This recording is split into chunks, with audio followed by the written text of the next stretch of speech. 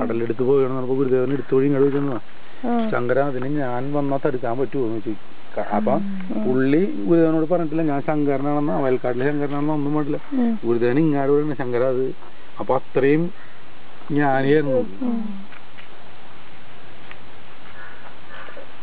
ഇവിടെ ഈ ഗുരുദേവനെ കൊണ്ടുവന്ന വഞ്ചി വലിച്ചിരുന്ന ഒരാളുണ്ടായി. അയാൾ മരിച്ചിട്ട് കുറച്ചാളായിട്ടുള്ളൂ. അപ്പുറത്താണുള്ളത്. പിന്നെ ഈ രീതിയിലുണ്ടല്ലോ ഈഴവന്മാരല്ലാണ്ട് വേറെ ഒരു വീഴ്ചയായിരുന്നു.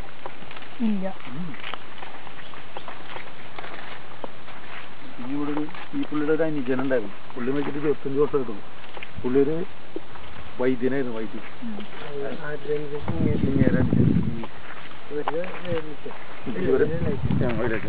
പുള്ളി മെഡിക്കൽ കോളേജില്ലേ, കോട്ടയം മെഡിക്കൽ കോളേജ് ഡോക്ടറില്ലേ, അവിടുത്തെ ഡോക്ടറിന്റെ അച്ഛനെ ക്യാൻസർ കൊണ്ട് 50 വരെ ഉപയോഗിച്ചാണ്. എന്നിട്ട് ഇവിടെ കൊണ്ട് പുള്ളി മരിച്ചു. എന്നിട്ട് ആ മരുന്നുണ്ടല്ലോ പൊടികളാണ് കൊടുക്കുന്നത്. അതുകൊണ്ട് റിസർച്ച് ചെയ്തിട്ട് അവർക്കൊന്നും പിടിക്കില്ല. പുള്ളി ഭസ്മോക്കിന് കൊടുക്കുന്നു മരുന്നായിരുന്നു.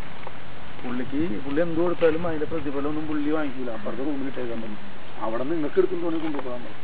അവരെ മരിച്ചതിൻ്റെയൊക്കെ സമാധികളാണ് ആ ഇതിൻ്റെ ഹിസ്റ്ററികളിൽ.